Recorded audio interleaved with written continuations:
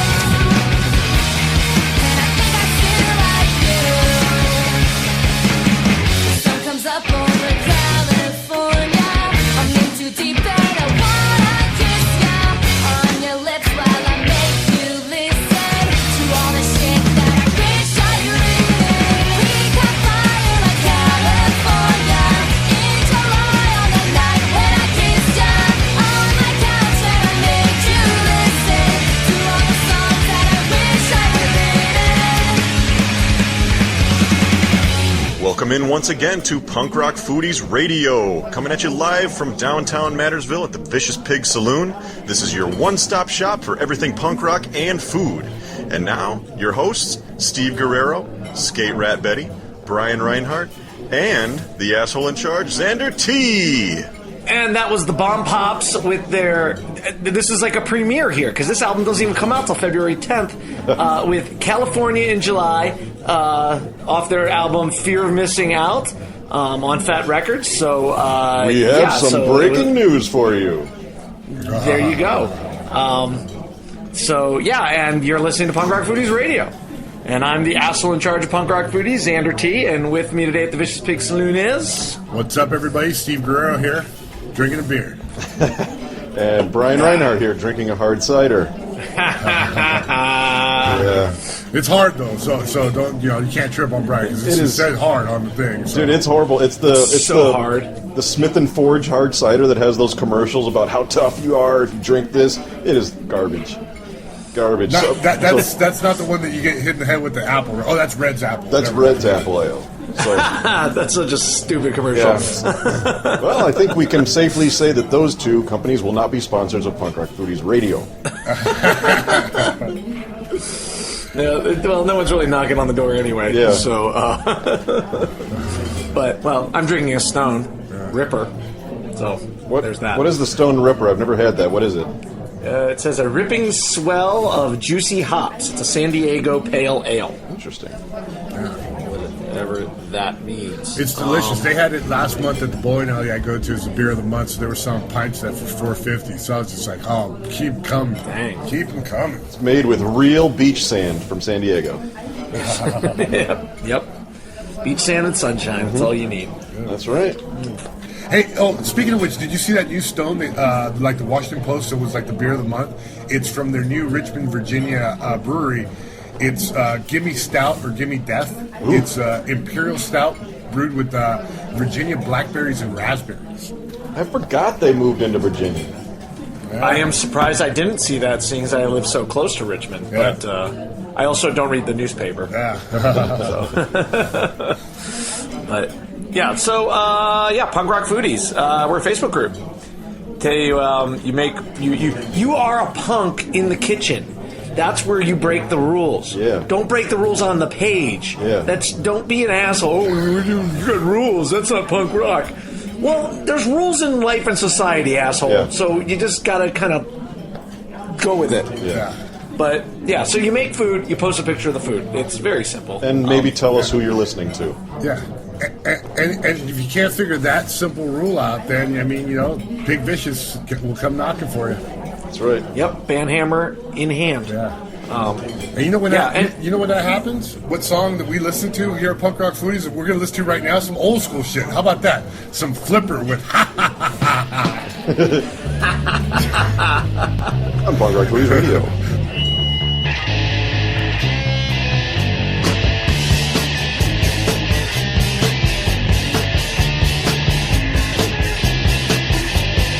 Isn't life a blast? It's just like living in the past.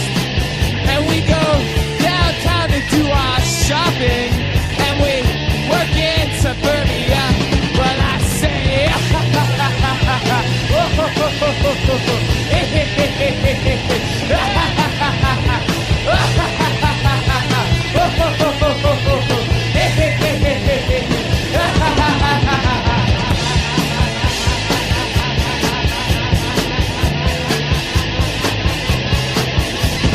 what is there to do? She said. He said, come on, baby, and I'll show you a good time. And so they went down to one of those cheap motels, and they got all gushy and wet. Well, I said,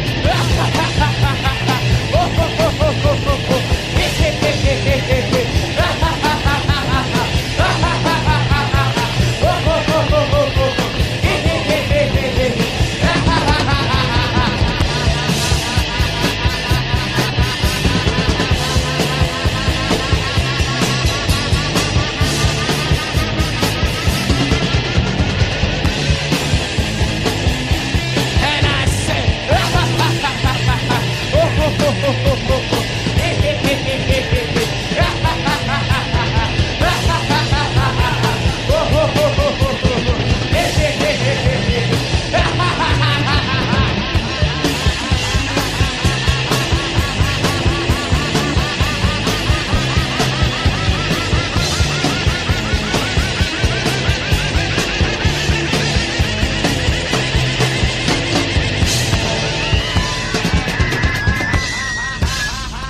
What up, Fletcher from Pennywise? You're listening to Punk Rock Foodies Radio.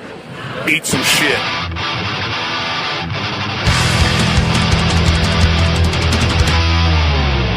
where can the justice of me? Seems like they can't feel a thing. Only human fuck up thing. But the nothing of ordinary. I can roll utopia better world. I'm the clever noise. No one's much been feeling like the hole. One shit on bus. No escape from disappointment. When you commit heart and soul, dirty your place. I'll never have to tear you on.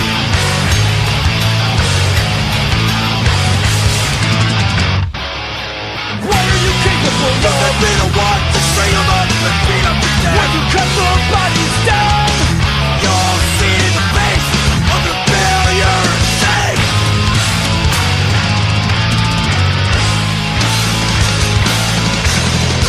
That's in the world of professional liar. Pretty court, a different truth.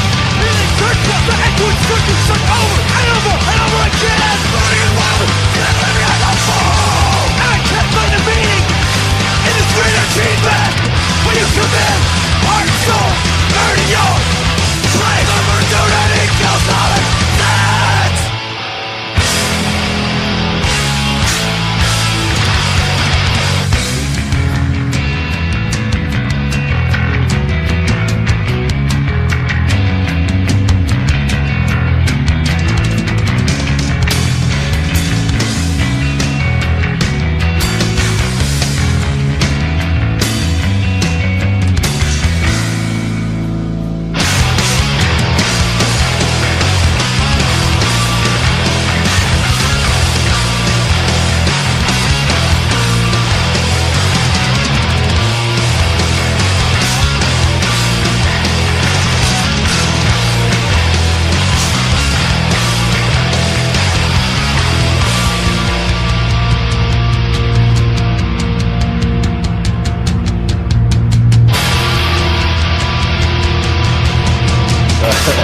Okay. That song was by one of my favorite bands, Propagandhi, with a little message out to the incoming scumbag in chief. Song called "Ordinary People Do Fucked Up Things When Fucked Up Things Become Ordinary." Well, people might not even listen to this podcast because America might be in smolders by then. So, it just, we shall see what happens in the next few days. Yeah. But. Well, as quick as I can get to editing, at least it'll be in the interwebs. Yeah. Someone might. Someone shared an article, like obviously a satirical article, that had a moving van in front of the White House and said, "Local moving company removing all traces of dignity from White House." Well, new president, new year. I mean, this isn't our first show of the new year. If you missed the last one, well, you're an idiot because it was a really good one. Yeah, what a dick. It was actually a good episode. Yeah. It was the best one of 2017 so far, for sure. Absolutely. It's definitely in the top two. Totally was. Yeah. Yeah, Toby was great, and but yeah, so this is a new year, and we're discussing what are some New Year's resolutions. Not the stupid ones like, I'm going to get in shape and I'm going to get organized. Because that's bullshit. I'm going to do better with my money. Yeah, that doesn't happen. None of that's going to happen. But like things you want to do, especially when it comes to food and music and beer and what have you. Well, I want to start. I want to start using heroin. I've heard good things. So that's it's all over the news. Yeah. It's all over the news. It must be good. I mean, it looks great. It looks like it works out really well for everyone involved. So I mean, I just saw Train Spotting the other day. It looked very glamorous. So epidemics are a good thing, right? Yeah, absolutely. I'm trying to think. I didn't really have an actual New Year's resolution. I know I want to try some different stuff this year. I pretty much just grill. That's really all I can do. I'm not a good cook. I know I say it a lot, so I got to try some new things. I want to start doing some, try some interesting ramen bowls or something like that. Because there's a lot of places that do that now, and it looks like something I can recreate at home. Dude, I saw that post that you had today with like the Wu-Tang Wednesday and the ramen bowls and like there's a craft beer there's a craft beer place by me called Beer Geeks in Highland, Indiana, and every Wednesday they play nothing but Wu-Tang music and have custom-made fancy ramen bowls. So if anyone, all of our millions of listeners, if you end up in Highland, Indiana on a Wednesday night, go to Beer Geeks. It's a good place anyway, especially on Wednesdays. Yeah, no, that looked really cool, and the food looked, the ramen bowls looked amazing. Yeah. But you're right, that does seem like something that should be pretty easy to recreate at home. I mean, I've thought about it, but I've never pulled the trigger on that one. Well, I think a key is to get the broth right, and I'm just used to making ramen where you throw the packet in, but I want to try and do something a little better than that. But I don't know what the fuck I'm doing, so I might rely on the better half. She's more creative than I am. Find that information out all over the internet. There's a lot of shit out on the internet. The internet. That's right. Fuck, I keep forgetting. I saw some porn on there the other day. It was pretty nice. There's porn on the internet now? Oh my No, dude, get out of here. That's it. I'm getting the internet. I think that's all it is. It's porn and punk rock foodies radio. But Steve, anything that you're looking to try to do? Yeah, definitely. I want to do some stuff with waffles. Like waffles. I think we have a waffle maker somewhere hidden up in the garage. But if we don't, we're going to get one. Oh, I think we do it. It's a Belgian one. That's why we don't use it that much, because it's kind of deep. But, dude, waffles you can do any which way, man. You can do it like the traditional way. You can do it with sweet potatoes. I mean, you can throw your leftovers in there and waffle-fy them. Chicken and waffle sandwich, dude. Fried chicken and waffles. It goes great with a little bit of syrup. I saw somebody did brownie batter in a waffle iron and then served it with like vanilla ice cream. I mean, yeah, you're right. You could do so much with a waffle. That's a good one, because I just made waffles the other day for the girls, and there's a lot you can do with a waffle. What a great time to be alive in the world. It's an exciting time. Heck yeah. Waffles. You can make blue waffles. Google it, people. It's a thing. I wonder if there's such a thing as waffle porn. I wonder if that's a thing. Well, I'll do some research after the show. Do some research, yes. Sausage in a waffle? Yeah, you know what? I don't really know what anything that I would, I mean, I always want to try new things, and definitely want to get adventurous in the kitchen and on the grill. It's nothing. I can't really say right now that yes, this is something I'm going to do this year, but I'm always open-minded. So what you're saying is you're perfect. All right, just admit it. All right. I am. Yeah. Jeez. There's nothing out there. You're the perfect asshole. Exactly. Just like that porno I was watching.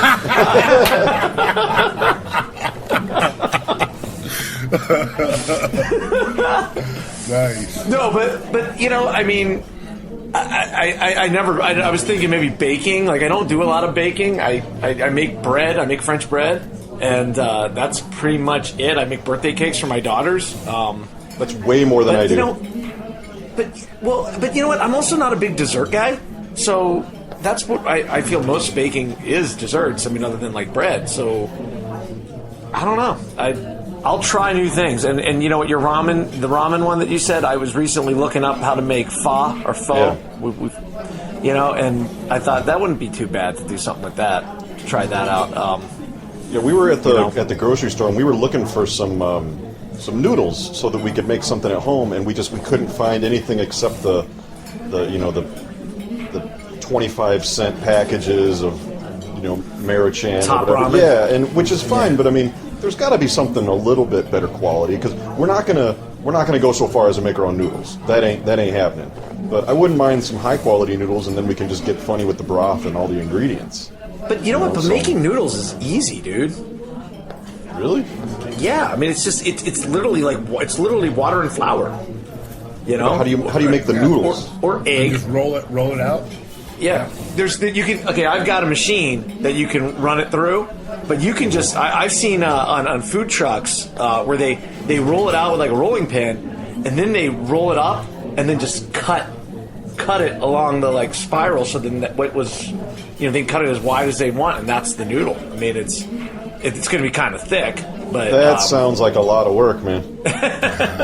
Hey, I've seen your forearms. You're right. You forget who I'm talking. You forget who you're talking to. Do it with the zucchini and get a spiralizer. Do some zucchini noodles. I bet you that would still taste really good. I mean, zucchini noodles, they still taste really good. Yeah, I use them in place of stuff like regular traditional noodles all the time. It doesn't fill you up as well. No. As much. Have you ever done with that, Steve? Have you ever done a carrot and then like flash fry the carrot noodles? No, I've always wanted to do that. I've always that just sounds good. And like put it as like a topper on a salad or something. That would just be like real crispy fried carrot. I don't know. It just seems cool. Yeah, carrots take a good flavor too. If you got like a nice little glaze on there, kind of get them a little crunchy and still kind of sticky. Yeah, I mean, you just like maybe like after you spiralize it, dip it in, like hit it with some flour and just flash fry it in a deep fryer real quick, and I think that'd be awesome. So there's something I want to do. Nice. We finally got there. Yes. What about any like music shit? Like any? I mean, not that we know of any festivals. I want to go to more shows, man. Hopefully the kids I can get some babysitters this year, and I'm already trying to go to Music with No Effects and Bad Religion. And That's my birthday weekend. I should come out. Dude, it's literally 5-10 miles down the way south of me. So it's like 50 minutes. Yeah, that's a 4-hour drive. Bring your skateboard. That's a faster way to get there. No, like that episode of Saturday Night Live, The Californians. Where you just take the 55, get off on Catella, take Catella down. Yeah. These are really good California avocados. I love that skit. That is a hilarious skit. Yeah. But you know what? I definitely want to go to some more shows too. And I if it wasn't for the wedding coming up and the honeymoon and just a lot of money being spent, I really want to go and travel. Like, I would love to come to Chicago, hang with Brian, and go to like some kind of awesome show there. Like, I'd love to come to Jughead's birthday party, but oh man, I got obligations, so really that's going to be like next year's resolution, I guess. Oh, I know. Believe me, I know how that goes. We still haven't. We got married 3 months ago, and we still haven't recovered at all. Financially, time-wise, commitment-wise. So it's going to be a while. Yeah. So, but Are there any bands that you guys haven't seen that, let's just say, if you guys could see this year, like what were some of the top bands you would want to see? I have one in mind. I'd love to see the Pears. I haven't seen them yet, and I fucking really want to go see them. So I hope they come. They almost came to town, or maybe they didn't. I had something going on, or maybe I just had kids to fucking keep alive. Yeah, they came through here, and I missed out on them. I'm not opposed to going to a show in the middle of the week, but sometimes it's like, I can't, So I think it takes a lot out of you. It does, especially being a teacher and having to get up early and go deal with kids. It's not so much fun. But especially if you blow out your ACL in the pit. Yeah, exactly. You pull a Cameron Diaz and bad teacher. That'd be awesome. But I was hoping. I'm hoping that the Bomb Pops, now that they're signed with Fat Records, that they'll start maybe touring a little bit further out into the country, and they'll make it my way. I'd like to see them. But they're out of are they out of California? Where are they out of? Yeah, Los Angeles. I think So their record release party's coming soon here, as we just played their song at the beginning of the show. And I know they've got a little tour going, but it's all Southern California. So did we just release on our viewers to start the show off? We did. Yeah. Breaking news. Yep. So we do that sometimes. Yeah, Steve, you were there. How do you not remember? You were here with us. Damn internet porn. Yeah, you know what? I do have a resolution I just thought of too. Pork belly. I want to cook with some pork belly this year. Yeah, we talked about that last episode, didn't we? Was it last episode? Yeah, and that got me thinking. Yeah, I would love to do some. Just don't do the mistake I did where I went to Costco and got the freaking mega pack. So we were just inundated with pork belly. That was that was a little too much. Pork bellies. When it comes to getting something like that kind of a purchase, eat before you go and buy it. Don't go hungry. Because I'll go and buy. You know what? Yeah, I definitely need 8 pounds of this. That's probably a good idea. It's a deal. 2 for 1. I'll get 16 pounds. I'll eat this. But it's impossible not to go bake to Costco. It's just impossible. You got to deal with all the people, and they drive they walk just like they drive. They'll cut you off, and you just got to be on your guard. So it's I want to get some samples. I want to get run over. I'm just going to take care of my head. Imagine working at Costco. I feel bad for the dudes working there. They probably get paid pretty good. That's a place where they could you could really make yourself seem busy and just kind of disappear, though. Yeah. I feel Xander, you work at Costco? No, but when I worked at Toys R Us. That's what I used to do. When I was younger, I worked at Walmart, and what we would do is when we were hungover, I worked in the toy department, but I would go over to Pets. I would clear out some of the big bags of dog food and go behind there and make a wall so nobody could see me, and I'd sleep behind the dog food.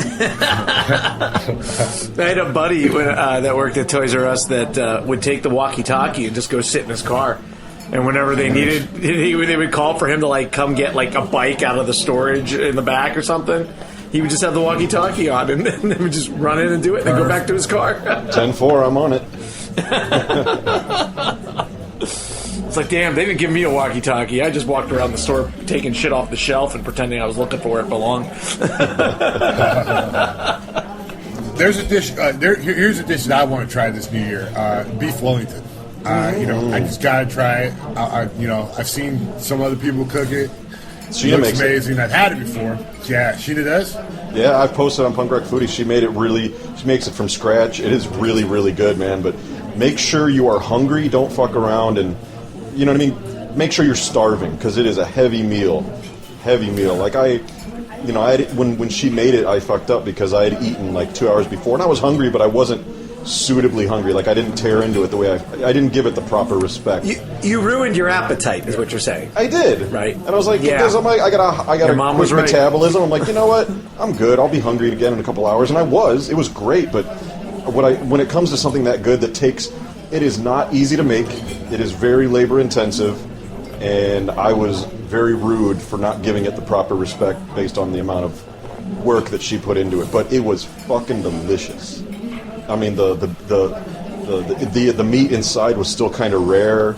You know, it's just it's an amazing dish. I'd never had it before. It is. It's hard to make. Does it get served with the sauce? Is it what?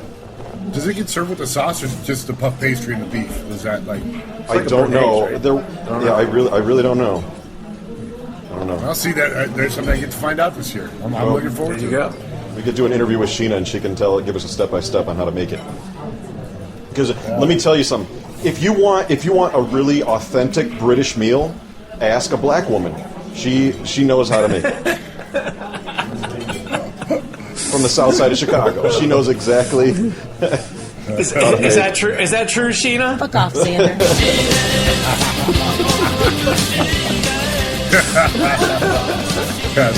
Just a little tip. No, but yeah, beef Wellington is something I couldn't do. I don't have the patience. So give it a shot, Steve, and let us see how it goes. Cool. You know what? You had said something about that recently, and I have a chunk of tenderloin in the freezer, and I was actually thinking about doing that with it, but yeah, I might wait till you do it and then take your advice. Yeah, have a theme weekend, a beef Wellington theme weekend, and like 2 people make it because it's too complicated. Yeah.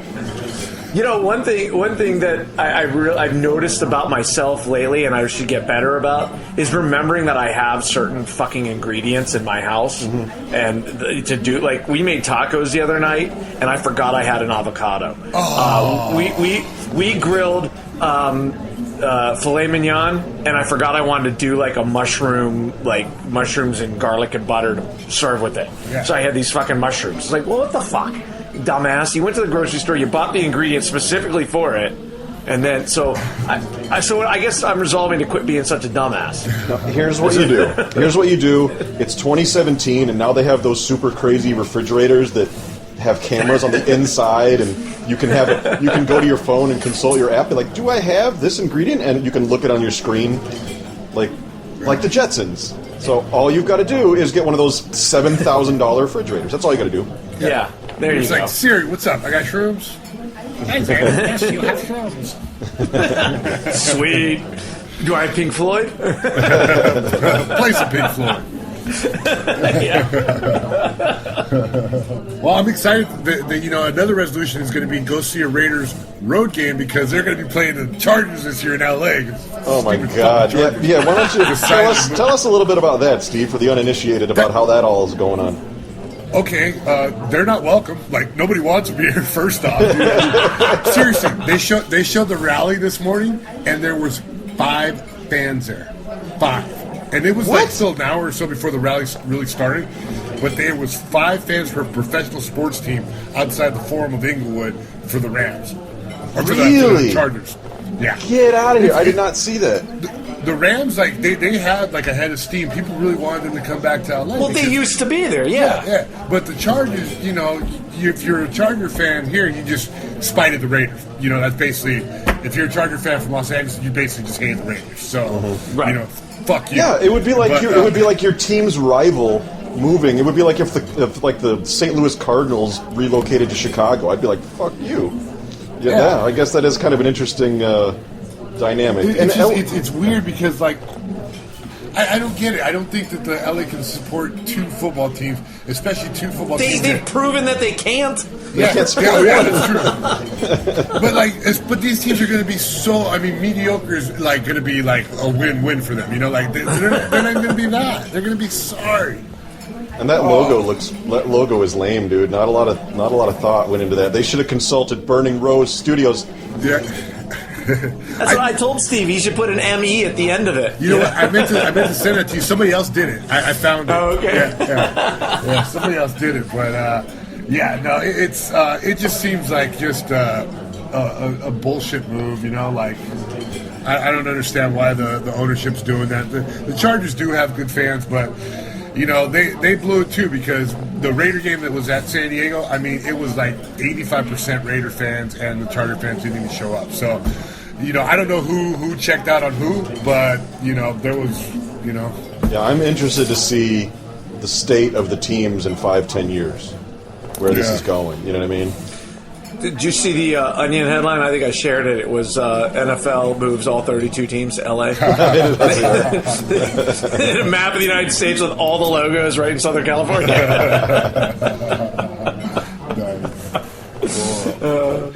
All right, let's play some music, and we'll come back, and we'll just keep talking about things and stuff and things. Sweet. So, I got some friends around. This is Russell Crowe's band on Punk Rock Foodies Radio. Don't get $1 million for getting out of bed. Don't get $1 million for fucking pile of shit. At least we know that Russell Crowe's band's a fucking pile of shit. Hey, this is Joey Cape, and you're listening to Punk Rock Foodies Radio, and I have to drive tonight. Uh-oh.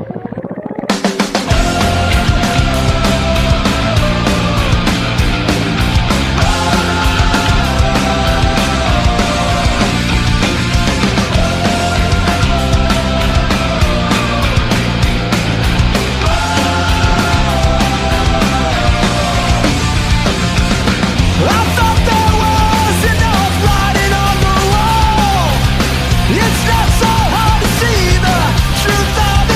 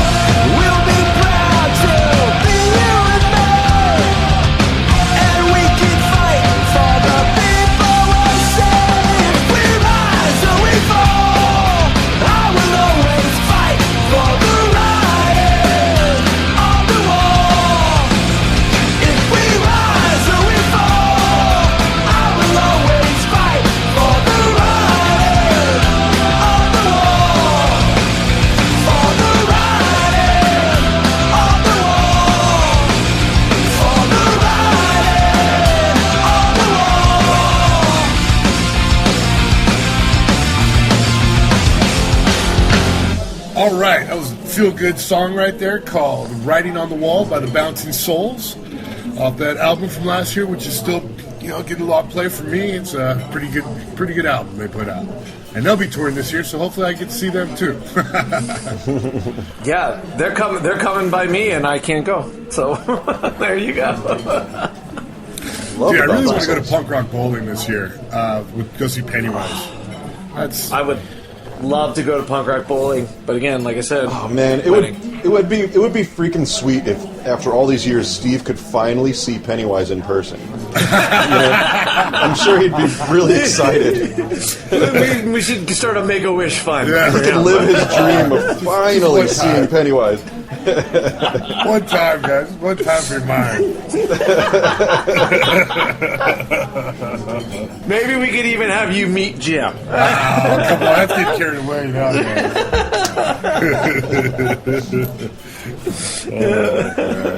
Good times. No, but we should Okay, so like in like 2025, let's have a Punk Rock Foodies radio bowling team at Punk Rock Bowling. Absolutely. There you go. I like it. So start saving your nickels and dimes, or we could just start a fundraiser for it. And, send us to Punk Rock Bowling. I'm actually going to start fundraising just for my Jesus one-piece bowling outfits. It says, "Don't fuck with the Jesus." Yeah.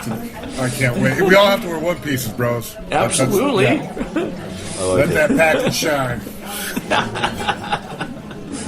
Yeah, but we do it. We have some things to look forward to at Punk Rock Foodies. It's a new year. We got all our competitions coming. Dude, it's kind of cool that at this point we've got reoccurring contests. Like I know the Bad Religion meal is coming up around Easter. That's always a fun one. Bad Religion's always a fun one at Easter time. We also have Quattro de Cinco. You got to beat Steve. Our Mexican's better than your Mexican. So competition was tough last year. I think I lost. I won the first year. I lost last year. You won last year, but it was a close vote. It was Brandon Lopez brought it. Of course, it was Brandon. Fucking Brandon. Well, Lopez. Go figure. Yeah. Well, I think I put Chef Jeffrey Ng on notice. Yeah. Oh no, he knew. I talked to him today, and he said I've been called out, and I said, "Oh yeah." And I said, "Good luck." He goes, "I'm going to start my research now." So, I shouldn't have poked the bear, but you know what? Let's make it happen. Competition's good. It's healthy competition. Hey, it makes this page better. Absolutely. Yeah. But the next one coming up is our Chili Bowl, Chili Bowl 2. Ooh, I forgot about that. Super Bowl weekend. I'm trying to think. I think I was sick last year. I don't remember. I don't remember if I even participated. I missed one of the big participate, things. Brian. You come up with the ideas, and then No, you were sick for Burrito Wars, and I think you were sick for the guacamole, holy guacamole competition. Oh, the burrito one, Burrito Wars. I was definitely sick for that. Like I had food poisoning because I ate gas station something. Like tuna sandwich from a gas station. Yeah, I got food poisoning during Burrito Wars. It sucked because I invited all my friends over, and I had recorded little of my son going Burrito Wars, and then I was so fucking sick I couldn't do anything. It's horrible. Yeah, so we'll have a second Burrito Wars. I'm looking. We didn't do one last year, so we'll do another one. That was 2 years ago. Yeah. You know what's the only bummer about our page is there's not like a time hop for ourselves, so you can see the food you posted. I know. I know. I've forgotten some of the good dishes I made just because I don't know. I posted from my phone, so that's just where they live. And, I don't know. Well, you can use the search on the page. If you do it on the computer, you get more results. Oh, at least I do. When I do it on my phone, it only limits. It doesn't limit me, but it doesn't give me all of them.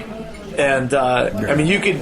That's actually something cool about it. If you're making some dish, you want to make like chicken, you go on Punk Rock Foodies, go to the search, type in the word chicken, and every post that's ever been posted where the word chicken is in will come up.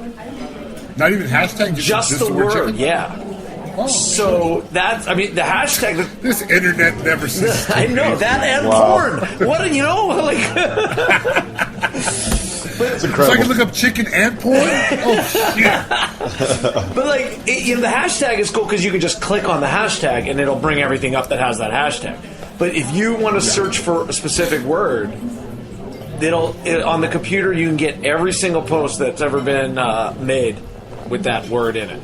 And even if somebody comments and says the word chicken in the comment, then it'll show up. That's pretty cool. It is. We are living in the future. We are. But I'm gonna type in shrimp after we got after we got the bar, and then see what I come up with just to see. Yeah, that's probably your best bet for your personal time hop there, Steve. You can just type in your name, and it'll pull up everything that your name's attached to. Oh, really? Yeah. Look at Xander teaching us how to do shit. I know. You're like he's Zuckerberging us right now, dude. He's a real teacher. He's a real educator. I know how to internet. I know. I even can use the Google. Unbelievable. Well, perfect assholes don't find themselves.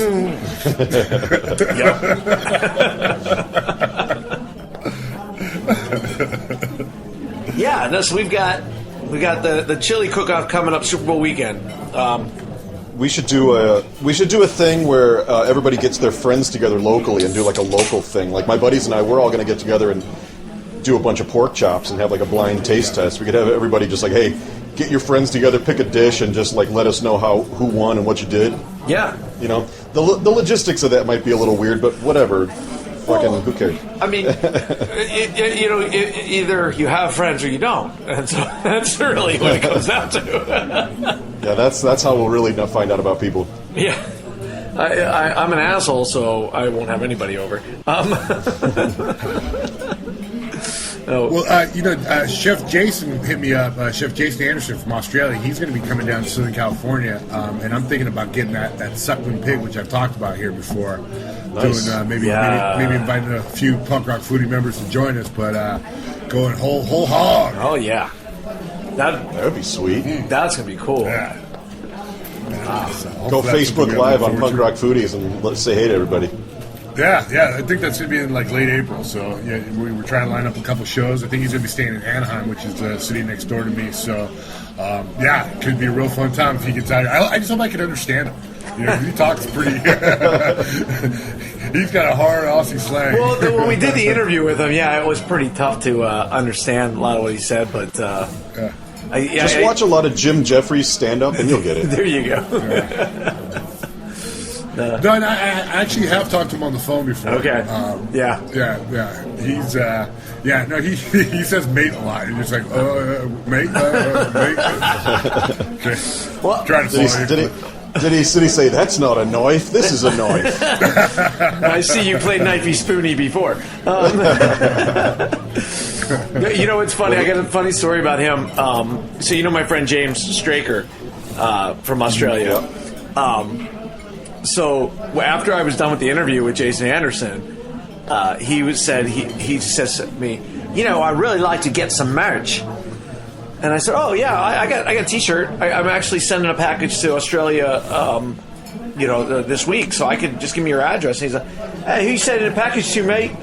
And I said, oh, do you know? Actually, he's in Brisbane. Do you know James Straker? He's good. Oh, I know James Straker. Like, oh shit! Little rivalry. Is Straker a chef out there? Or? No, he's just a dude. He's just a really rad dude, you know. So I was like, oh, I wonder what this is about. Yeah, the backstory. Yeah. So I got to ask. I met up with James in Philadelphia for lunch this last 2015, and I wanted to tell him that story, and I completely forgot because it was like a whirlwind, like quick meet, eat, and we left. Quick makeout session. Yeah, exactly. And but he's coming to the wedding, Sweet. so I can talk to him then. So that'd be cool. And he can hear this on the interwebs and prepare me for the story. The Chili Bowl. When is the Chili Bowl happening? Super Bowl weekend, February 1, 2, 3, 3rd, 4th, and 5th. Okay. So you mean the 3rd, 4th, and 5th? Sorry, that's my dad Dave Chappelle impression, but anytime you can reference Dave Chappelle show, you got to do it, man. It's a knee-jerk reaction. He's got a new comedy special coming out. Doesn't he have like a deal with Netflix for like 4? Yeah, and he's getting like $20 million per special. Yeah, that's a nice gig, man. I mean, you know, cool. Good on you. Yeah. Good for him, man. He is one of the funniest people that's ever lived, dude, as far as I'm concerned. And doesn't he still like live in Akron, Ohio? Like he's just like a very like normal dude, you know. Well, his special from 2000, I think it was called "Killing Him Softly." I don't remember what it was called, but it was from 2000. Yeah. It is still to me one of the top 3 funniest comedy specials I've ever seen. So funny, pre-Chappelle show. Yeah. I went and saw it once live, and that was awesome. We hotboxed the whole way up there. We got in there, and it was fucking hilarious, dude. When Sheena and I first started dating, she she got tickets for us to go to a festival where he was, a comedy special, and I couldn't go because I got food poisoning again. Because that tends to, dude, it happens to me, man. I eat bullshit. Yeah, you eat at 7-Eleven as like 4 times a week. I miss out on a lot of shit. 7-Eleven, if he's lucky, it's usually like the Chevron on the corner. Yeah, hey, man, Chevron's got some good sushi. Yeah, it's not even a real Chevron. It's Chevrons. It's just like this little independent knockoff. Chef Captain Ron. Like 10% of my life has been spent recovering from food poisoning. So I should really sort myself out. So every time, here you go, listeners, every time Brian tells a story where he had food poisoning, you drink. There you go. Yeah. I'm going to open up a restaurant called Food Poisoning, and Xander can get a job there. Will you hire me, though? I do have experience.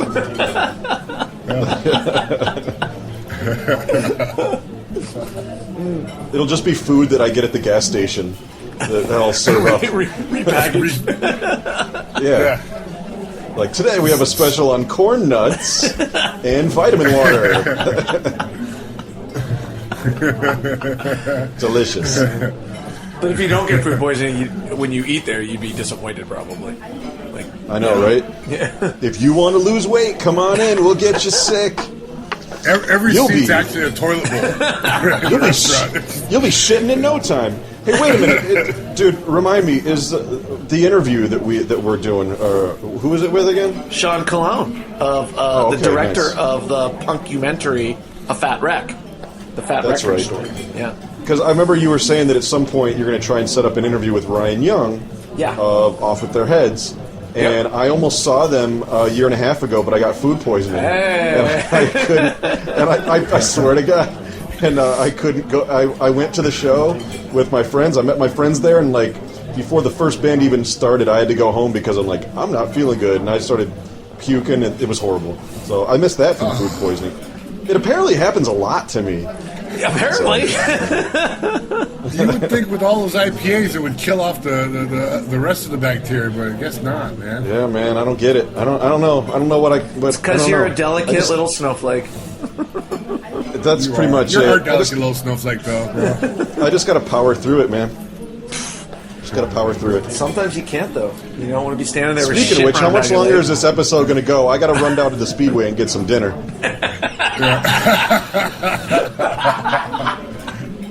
I'm having beef jerky and Monster for dinner. Oh, dude. And then the flip side's going to be like, Brian's going to be like on a 3-day fast. What's going on, Brian? Are you okay? Oh, no, I'm just going to go to a show tonight, so I got to like make sure I don't get food poisoning.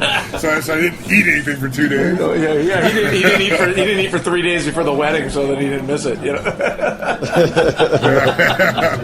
Gotta make sure. Brian, where are you going? I'm just going. I'm going to the bar. You're not going to stop at the gas station, are you? Nope. Going straight to the bar. Oh shit!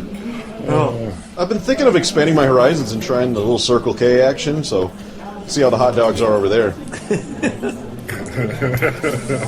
Strange things are afoot at the Circle K. Maybe I'll meet George Carlin. He'll show up in a phone booth. For the kids who don't know, a phone booth is where people used to have to go to talk on the phone when we were younger. I showed that movie to the girls, and they're like, "What is that thing they're flying at?" That's where Superman used to change. It's a time machine. I don't know. Like, what can I tell you? Dude, that reminds me. How does Clark Kent change now? Where does he go if he doesn't have a phone booth? Well, that men's room somewhere. I guess. Oh well. He's got a safe space now, Brian. Phone booths have been replaced with safe space. That's right. That's right. The bathroom of the Starbucks. They're everywhere. So. Dude, all right, let's listen to some music, and then as we just mentioned, Sean Cologne, director of A Fat Wreck, the punkumentary, Fat Record story, is joining us. He's going to talk to us about making the movie and all that jazz. So, Brian, do you have a song for us? Yeah, here's a little ditty, little ditty from a band called Bad Religion called God's Love on Punk Rock Foodies Radio. Striking at mental apparitions like a drunk on a vacant street. Silently beset by the hands of time, indelicate in its fury. An aberrant crack is skeletons yield to unrelenting gravity.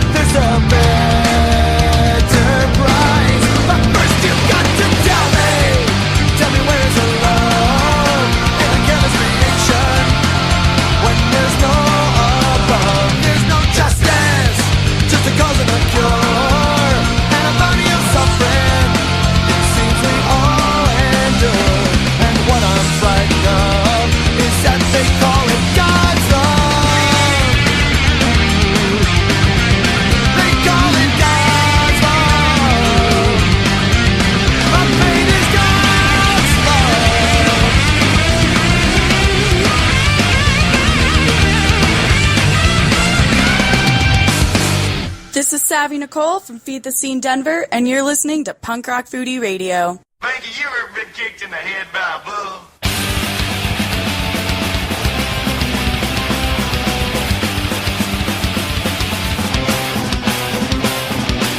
Gotta drive all night, it's not a go.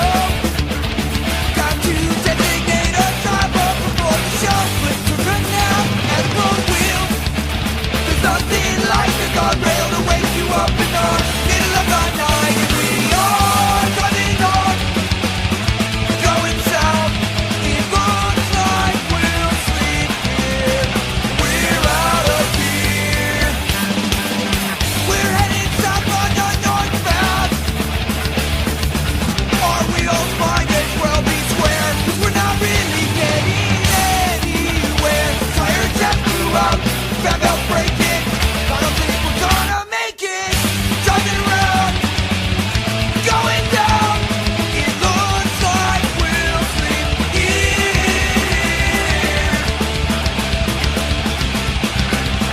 I need a beer. South, going south. Check us out. Going south.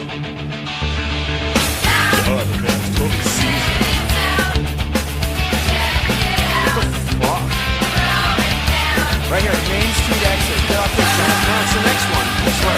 No, dude, it's this one right here. According to Mike Kelly, he said the next fucking on-ramp, the fucking club is on Main Street. I don't know what you're saying. Dude, you wanna fucking drive?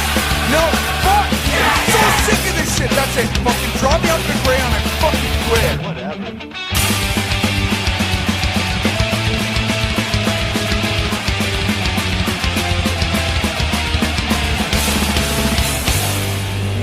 And that was Lagwagon with Going South, one of the first bands Fat Records ever signed. And with us on the phone is Sean Colon, the director of A Fat Wreck, the Fat Records story documentary. Sean, how's it going? It's going pretty good. Hello, everyone. So you made this this movie, this documentary. But before we get into the documentary itself, tell us a little bit about yourself and your background. I'm just a man. That's a good start. I'm just a simple man. I don't understand your crazy world of technology. I'm just kidding. I'm a punk, Fat Records fan from a long time ago. I'm playing a band myself. I've been an audio engineer for about 13 years. A small record label, and just a guy that I was starting to get into film, and kind of deciding what interested me and what story hadn't really been told. That record's story seemed to be a good one. I didn't expect it to be this big thing. So it was going to be like a little 20-minute short about what the impact Fat had on fans, but it went a little beyond that. Yeah, I'd say. I mean, it's 88 minutes long. It doesn't feel like you miss anything, but it makes you want more. I feel. Right, and what we did is there's an hour and a half. There's another hour and a half of bonus content. There's another 30-minute thing of interviews that's cut together by Justin Wilson, one of the editors on Filmage, and he did this really great thing. If anybody wants to check it out, we have on the website. You can go check out the bonus stuff and we offer the bonus stuff with a bunch of the Blu-rays and stuff like that. But Justin Wilson, he was kind of unconstrained from the need to explain and show as the movie is, where we kind of have to set it up we have to explain things to someone who doesn't know who Fat Records is, so anyone can watch the movie. Right. But once you get to the bonus stuff, those constraints are gone, so we can have a little more fun, and it's a little more abstract, and some stories that really didn't fit into a certain narrative, but are really good stories and are really funny.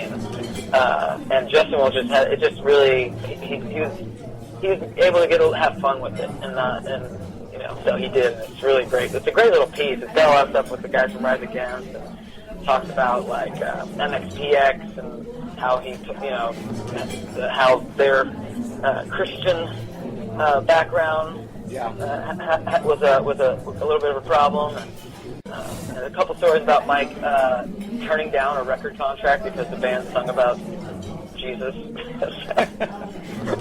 So there's a lot more. That's kind of what we wanted to do. We wanted to kind of get in there, get out, kind of like an opening band.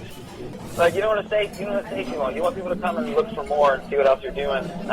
Plus, we wanted it to feel like a Fat Record, a record. It's like one of the things about the Fat Records albums that they were 28 minutes. They were like about a half an hour or just under half an hour. You listen to that whole thing over and over again. It was never a slog. So we wanted to keep that pace. It was very important to us to have that pace, that punk rock pace, that double time pace almost with the movie, where it's kind of like, kind of jamming through stuff, Right. So yeah. And that's the bonus fat feature of it's called A Little Bit Fatter, and it comes on the DVD, and you said you can see it on the website. If you go to the website, we offer we have it on our VHX where you can go and get all the bonus stuff. There's that. There's a making of documentary that we made of us making how we made the movie and how it it put strain on my marriage and how I've gotten medically how I had medical problems from making the movie. Well, let's talk about that. Not necessarily the strain and the medical problems, but like just the whole starting of the project. Like you said that we're trying to think of something that like a story that you wanted to tell, and like how do you go about just getting in there and contacting Fat Mike basically and getting the go ahead and getting these interviews lined up? Like how did that whole process happen, and when did it start? Because clearly it's been going on for a while. Yeah, very clumsily. Stumbled into everything. It's kind of like this radio show. A lot of effort. I'll say a lot of effort. I won't play that down. I put a lot of effort in. I put a lot of hard work. But a lot of it was luck and kindness. Here's the thing. So I told you earlier, I run a small record label and a recording studio. Yeah. A few years back, Joey Cates was coming through town, and we said, hey, we have this recording studio. If you want to come hang out and record something, it's cool. He was like, I'll do that. I remember this. He recorded a cover here in Dallas. It was a Blondie cover. Yes. He was doing his, So he recorded that, and we did that, and it was great. Joey was awesome, and it was kind of like a one-time thing, and and I ended up meeting John Snodgrass, who also was in the movie, and he was really great. And that happened, and then about a year to 2 years later, I get an email from Joey, and we stayed in touch fairly, but it was rare to get an email from him.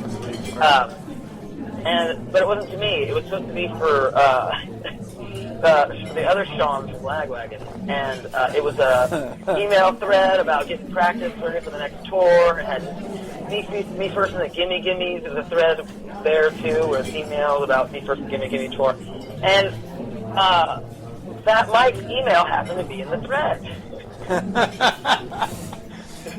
Now I immediately alerted Mr. Cave to the situation, basically joke, and say, hey, I think you meant to send this to someone else. I'll play guitar for you guys, but I think you probably meant the other Sean. But I had Fat Mike's email at that point, and I didn't email him, hey, I think you're cool. I just kind of sat on it. So a couple of years later, here I'm coming up with this documentary idea, and I figure, well, I didn't ask anybody because it was really going to be from the fan's perspective, and really it was like going to be a thing that went up on YouTube, like a little thing, like a 20-minute thing of some people who like Fat Records, Right. So I sent Mike this. I ended up going to Punk Rock Bowling and doing some filming, and actually got like J.P. Habersat and Joe Stibbs from Wax talked to me, and a few other guys that were in the scene and that run publications talked to me. So I put together a trailer, and before I put it on the interwebs, I went ahead and sent to Mike and was like, hey, I finally used that email address. It was like a year, maybe a year and a half later from when I got it. So I just sat on it, and so I figured it was the prime time and I get an email back, and it said, looks cool. Now, literally, in the making of the documentary, you'll see that email. You'll see it. Oh, yeah. But you won't see Mike's email address because it was fucked up. But you'll see the response that we got, which looks cool. Isn't his email address just mike@fatrec.com? It's not that simple. So, what year did it all begin? 2013 is when I first rolled tape. But that was when, like I said, it was really just not intended to be a feature-length documentary that would go to film festivals and wow audiences around the world. And with it all, it's puppets doing drugs and being spanked by a dominatrix.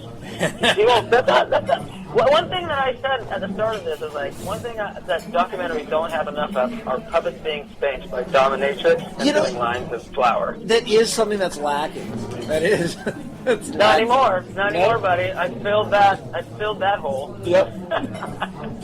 No pun intended. I shoved.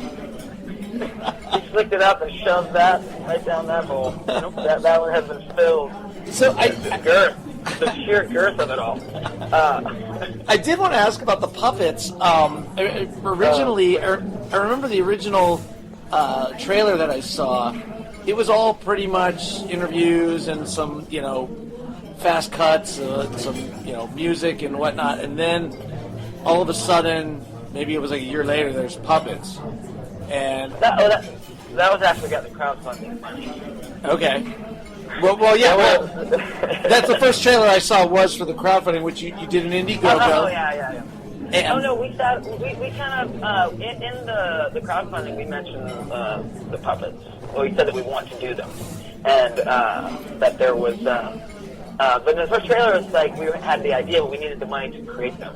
So by the time the first trailer for the actual movie comes out, we had the puppets made and we shot all the puppet stuff. So the puppet thing was something that was thought of prior to think. No, you know what? You're right. We didn't do that till after the crowdfunding because we were filming in California with Bad Cop for the movie. Yeah. And Jenny Cotterill, she's an amazing person and an amazing artist. Amazing artist. She's like, hey, I was asking her about an animator for the anime sequence, and she had worked. She was an animator at Titmouse and drew backgrounds for like Metalocalypse. That was awesome, right? That's awesome. Yeah. That's awesome trivia. So I was asking about animators. She's like, I can get you an animator to hooked up. She's like, I just want to throw something at you. I've made like puppets before, and like I think that was like, I mean, my head exploded. Yeah. I was like, oh my god, that's it. That's so brilliant. Such a great idea. And she did such a her puppets don't look like regular puppets. They don't look like your regular like puppets that you see. They're extreme. They're definitively unique to this movie. It's not just the typical. We have that too in the movie. They're typical. They're kind of like Muppets meet almost real life. Right. Yeah. There's like they have bone structure and like stuff underneath the padding to create the cheeks. And their eyeballs aren't ping pong balls glued to the top of the head. They're actually like sunk into the skull. Yeah. Yeah, and they have like pieces of thing in the eyes to give you the little red by your eyes, so it's like it to look Yeah. It's just something like you don't find typically. Like even if someone else has done puppets, they've never done puppets like this. So, and that's because of Jenny, and I give her full credit for that. She had, I give myself credit for knowing when people are talented to let them do their thing. Yeah. So, because I said basically laid down some criteria. I said it needs the hair to be kind of flippy floppy. It needs to read on camera real well. So the things need to be, overly exaggerated and things like that. But it's like besides that, whatever you want to do it. Here's the money. Yeah. Go make the thing. You're amazing. I'm sure whatever you make is going to be completely insanely great. So, and I was not disappointed in the least. I got such a great deal. She did such an amazing job. Her and her team. Javier Beltran. Yes. Yeah. You know Javier? No, I'm just looking at the back of the DVD right now. Oh my gosh! I'm glad we gave him so much credit. Yes. You're doing good. I'm so glad you said his name because he did a great job. I didn't want to say it wrong or mispronounce it. Yeah. I mean, I knew it the whole time. So where are those puppets right now? They're in some Tupperware bins right now. I've been offered money for them, but I haven't sold them. I've been offered $5,000 for all the puppets. That's not enough. Not for all of them. Yeah, I'm not. I've been offered $3,000 for Mike. I don't know. I like the Joey Cape one. It looks just like.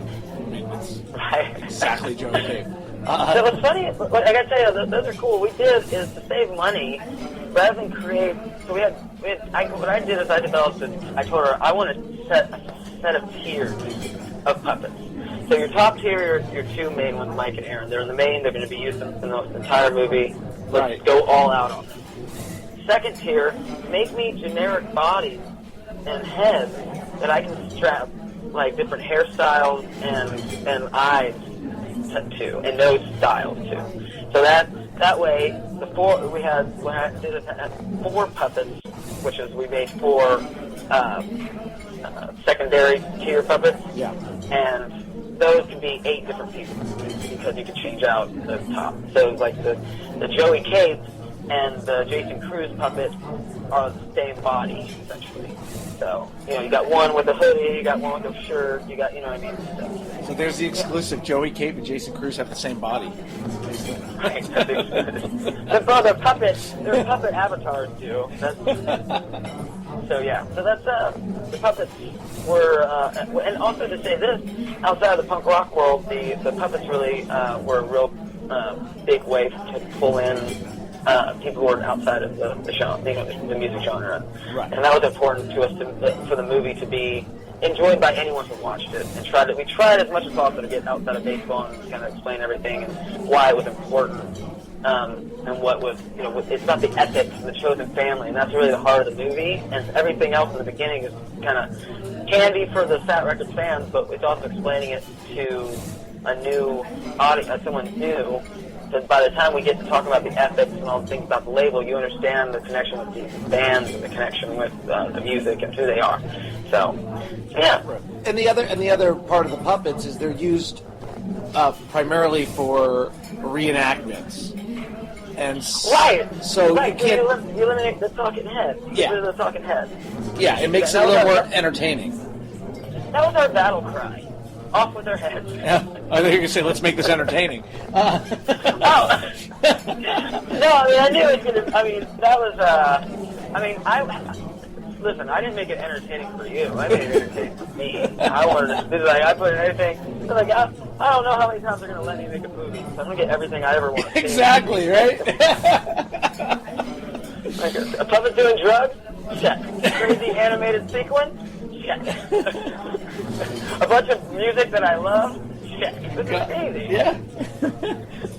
So let me ask, was it difficult for, like setting up the interviews? Obviously a lot of people's schedules, and you traveled all over the place to get a lot of these interviews. Was it difficult to just get that all put together? There were definitely challenges, but I think that once we got Mike involved, if he did his interview, it was fairly easy to get other people to do interviews because, it kind of legitimized the project at a level. Yeah. It did take us a while to get Erin. It took us about 11 months to get Erin to agree to an interview. But I think she was kind of a little, apprehensive about the project, kind of the way it started. It didn't start from them. They had no creative control. Yeah. And you don't know who I am, and I could be some weirdo, and I could, make a shitty thing, and right. Then you're a part of this shitty thing, or it's a lot of unknowns, So it took a little while, but she came around, and I'm happy to say when we screened the movie in San Francisco, she said she liked it and said we did a great job and really captured the heart of what the label is about. So yeah, so that was pretty awesome. Was there anybody that you tried to get an interview with that just kind of refused and was like, no, fuck Fat Records, I'm not talking to you guys? Or nobody said it like that, but Brett from Epitaph, we tried over and over and over again to get him. I mean, I could see it, and then I can't. I think it's silly, because we would have given him... I mean, we give Propagandhi and Mike their fair time, you know what I mean? Right. And we would have given him a fair shake. You know, because two perspectives, and I thought that would have been interesting to have in the movie. The label that chooses to reduce its size, to continue to put out the kind of music they want to put out. And then the other philosophy, which is let's follow the trend, make the money off these big bands, and then we can afford to do the Propagandhi album, Descendants album. We can do these albums because we're making money off of these other things. And I think that he had an opportunity to, you know, maybe present that side a little bit, but, you know. Well, and also, I get it also would have been nice just in the sense of like, hey, you know, NoFX was on Epitaph, and then Fat Mike went and started this label, obviously learning from what he learned from Brad, and just kind of... Yeah, but NoFX stayed on... NoFX was on Epic, put out all their major releases on Epitaph until 2003. Yeah. So, like, I mean, it wasn't like he figured out what Brett was doing and then bailed. He, like, you know, probably made Brett a bunch of money, too, you know, because he was making money off of NoFX records. Right. So, you know, who knows the reasoning? You know, it's cool. It's, you know, the movie. That's what's interesting about documentaries. You know, they kind of meander their way to the people that really want to talk about it. The people who that don't, you know, it ends up being what it is because it's a product of making it. If that makes sense.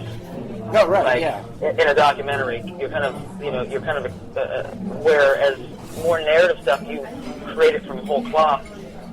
This is more findings, you know, and that's how you find the story, you know. So. And did any of the story, like when you started, did you have a vision that this? I mean, I know you already kind of said that it was supposed to be not what it became, but did you have kind of a little bit of a vision, or did a lot of that come from once you interviewed Mike? You're like, okay, we need to go get this interview. We need to talk to this guy. You know, is that how it kind of unfolded?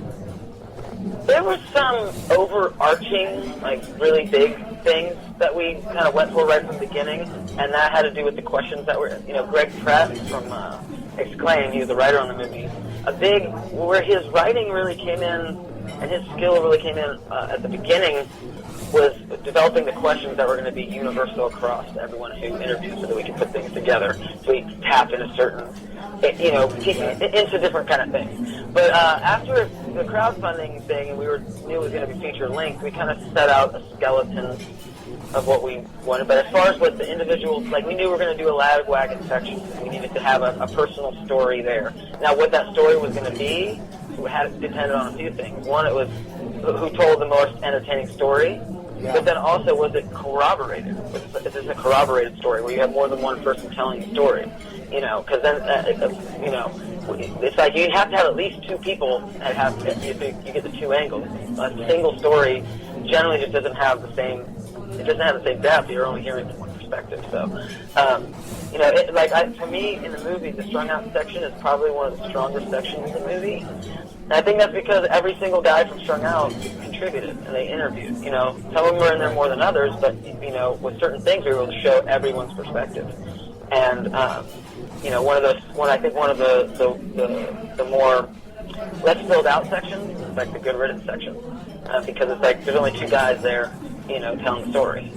So yeah, definitely there was some, you know, from the beginning of knowing it was a feature length, I definitely had some. I set out rules for myself. Like I said, I'm only going to focus on the first 5 fat bands that kind of establish a sound, because with 88 bands, it can get out of control real fast. Yeah. So it was like, and I've gotten comments like, why didn't you include so and so? Why is there no, you know? It's always like, well, these are the guys. If you listen even in the movie, Aaron, Mike, and a couple of people even say, like, they didn't say that. It was really the first 5 fat bands that established the sound and established the label. So, you know, that's what we did that. And, you know, we just put lists of all the bands on. So at some point, every single band gets some type of screen time. because either a name is up there at some point or their album covers on the floor of the spread out albums. You know, we kind of made sure we included a bunch of different ones in there, and we set that out so that, you know, well, at some level, every band is represented. And even there's a quick interview with Polly Van Dam of the Bomb Pops, and they just got signed to Fat Records like a month and a half ago or 2 months ago. Right, that's because we're soothsayers. Yeah, you are. Well, they were right. They were. That was one of the reasons because they were at the time. The reason we wanted to interview them and include them in the movie was we wanted to get a band that kind of was right outside of it. Yeah. You know what I mean? Yeah. That they were circling it. They had been circling it and know all the bands and know the label and all that kind of stuff. And so they could speak to it from a fan's perspective, from an outsider's perspective, but still close enough. So they provided unique. But now that they're on the label, which is great, it didn't. To be honest with you, that wasn't a surprise. I wasn't surprised at all either. They've been working their butts off for a while and been playing with all those bands, and you know they play with No Effects and you know that kind of stuff. Like not a tour, but they put a show, and you know those kind of things they put in their time, and they fit right into where I think Fat Records is heading. So. Yeah. I wanted to compliment you because I think you did a very good job with the No Use for a Name segment. You know, obviously not being able to interview Tony. Right. Never forget Tony Sly, everybody. You know, it was really cool to come across that tape of him talking about Fat Mike and the record label. Yeah. Because that's I was when I found that I was like, oh my gosh, it's amazing, and that was a real because one of the things that we had to be careful of is in those sections. Everything was supposed to really kind of tie to the label because we're not doing a Lagwagon documentary. We're kind of setting up who Lagwagon is and what their association to the label is. Right. And so with Tony, though, I think it was obviously we had to address what happened. And it also, but I also think the way it ties into the label is the way that everyone feels about it, and the community behind it, and how everyone on the label and everyone speaks about him. And I think that. You see how that tragedy affects everyone in that family. So, one of the biggest compliments I got, I think, from the movie was when I had sent it to Bridget Sly, because I wanted her to see it and make sure she was cool with it and make sure it was good. And we were using pictures of the kids and stuff like that, so we wanted to make sure that was totally okay with that, the whole thing. She said she showed it to the kids, and they all laughed and cried and thought it was great, so... that's awesome. Hearing that, and she was great. So there was somebody in the movie, I can't remember who it was. I think it was close to the end. And they were saying, it used to be a thing when I saw the Fat Records logo on the back of a record, I just bought it because that's. And you know what? And I was watching it with my daughters, and I said, "Yep, that's exactly why I've gotten to a lot of bands, just because it had that Fat Records logo on it." So that was just cool to hear, Yeah, it's so funny how many people said that too, because we kind of cut out a few people saying that because it got so redundant. Yeah. So let's leave the one or two of it, Yep. Okay, so you traveled a lot for these interviews. Mostly we had a Chris Cutler, one of our producers. He did a really good job helping coordinate and line up the interviews during our California trip. So we were able to really maximize the time you were there. Yeah, we did several interviews a day, and then luckily Dallas is a pretty big hub for shows and concerts. Yeah. So a lot of times bands are coming through, and we just hit them up and say, hey, while you're here, if you want to do an interview, and most were pretty game for it. So that's how a lot of those good riddance interviews happen, and things like, and some of them all happen in the same venue. It was a challenge to try and make all the locations look different. Yeah. So, while you in your travels out to California, what was some of the great food that you had while you were out there? Food? Yeah. Well, it's a food show along with Punks. So you have to get the food section. Well, we were on the budget. We were on the budget food. Oh. We were truly punk rock because we were to save money because it's crowdfunded money. Yeah. We're not living high in the hog. Yeah. We had one or two hotels the entire time. Try to sleep on friends' floors, and then we made sandwiches in the car, man.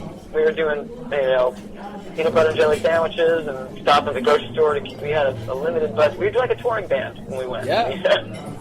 So I'm sure. I think we had some really great burritos at some point, but as a treat. I think we did a one steak dinner or something like that. At the end, we were like, we budgeted ourselves one like big meal. Just kind of like it was a lot of hard work, man. It was fun beyond all get out. We were there in the recording studio while Lagwagon recording their newest record. And then the next day we're going to hang out with Strung Out and stuff. Yeah, I mean, I can only imagine. I mean, I do this radio show, this silly little thing, and it's cool just to talk to people, for a half an hour and ask questions about the same kind of shit you guys were asking questions about. And I can only imagine being there face to face and, having these great conversations with these people that you admire and that you've been following for years. So. It's awesome, and it's very rare. That saying, "Never meet your heroes," is mostly true, but not if you have punk rock heroes, man. Yeah. Or at least these punk rock heroes, because the mentality of the label and the whole thing. That I like a lot of different kinds of music, but I think the reason that Fat Records and that kind of punk rock really took a hold of me was not only because the music was fucking amazing, but the people that were making were all like cool. It's like neo hippie. It is. I had a friend once. I had a friend once that said the only difference between punks and hippies is that we have better music. That was it. And better, and it's not so pretentious. It's kind of like it leaves all that behind. It keeps the community part and keeps the social justice part and keeps all that aspect of it. But then you get rid of the long hair and the hey man, it's really more it's. I don't know how to describe it. No, well, everybody listening already knows because they're listening to Foodies Radio. So, it's so funny that Mike hates hippies so much because he's kind of a hippie. He's such a hippie. Take care of friends. He's all about community. And he's into some drugs. He's social. Far out, man. Yeah. Really, dude. No, but I'm just kidding. That's good stuff.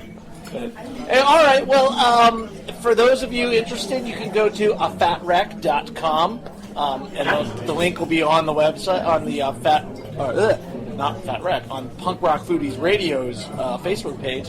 Punk Rock Foodies. Yeah. You can order the DVD. I got it. It's awesome. My daughters watched it with me. They loved it. Of course, I'll say, if you order it from me, I'll be shipping it to you.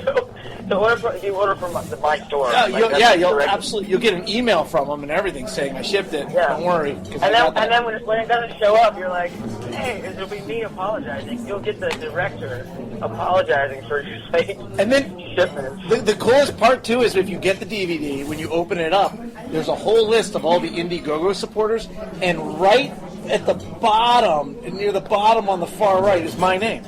So so that's cool too. Hey, full disclosure, bringing me on the show is a little bit of a conflict of interest. You're one of the one of the people who financed the movie. I kind of am a producer. Yeah, I know. You're a micro producer. Yeah. Micro pro. But that's not. Micro pro. I did not force him on because of that. That wasn't part of the deal.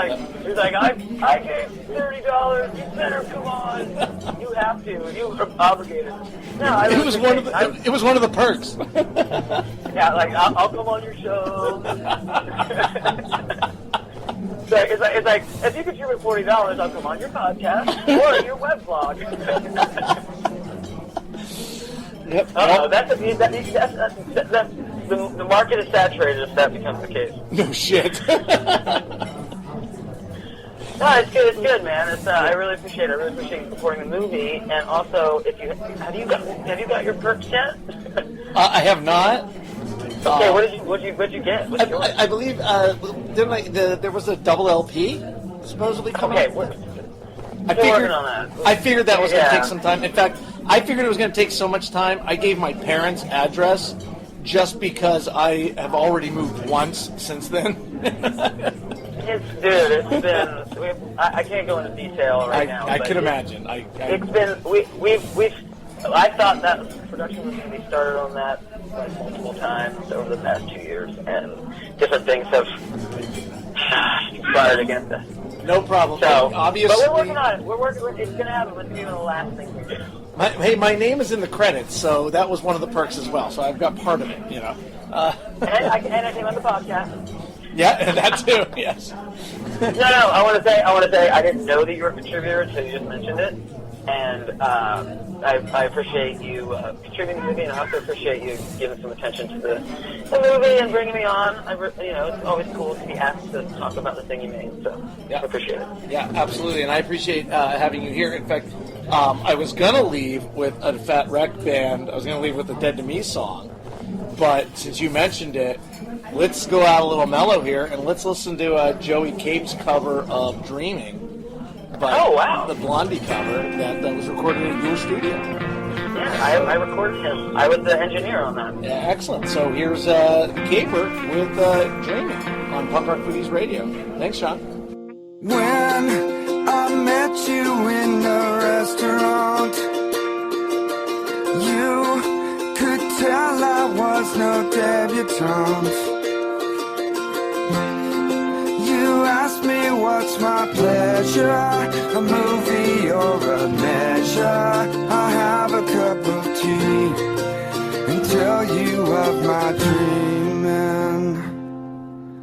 Dreaming is free. Dreaming is free. I don't want to live on charity. Pleasure's real or is it fantasy? Real to real is living rarity. People stop and stare at me. We just walk on by. We just keep on dreaming. Feet, walking a 2 mile. Meet me at the turnstile. Never met her. I'll never forget her. Dream, even for a little while. Dream, filling up the idle. I'll fade away. Radiate. I sit by and watch the river flow. I sit by and watch the traffic go. Imagine something of your very own, something you can have and hold. I build a road in gold, just to have some dreaming. Dreaming is free. Dreaming is free.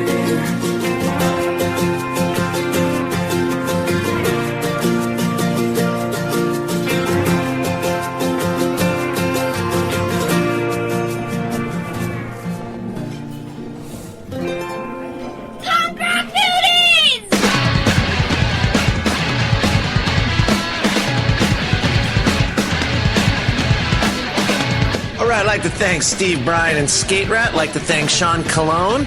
Go to afatrec.com, not fatrec.com, afatrec.com, and order the DVD. There's a lot of really great stuff on there. Everything you think you know about Fat Records, you're going to learn a little bit more. I'd like to thank the people at the Vicious Pig Saloon here in downtown Mattersville. Check out Betty Gear when you're on the Facebook, and also any video graphic needs, you gotta check out Burning Rose Studios. They do excellent work. Check out Punk Rock Foodies.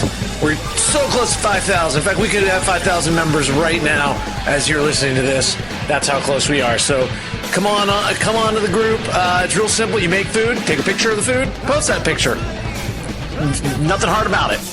Be a punk in the kitchen and show us your creations. All right, Bone Apes it, everyone.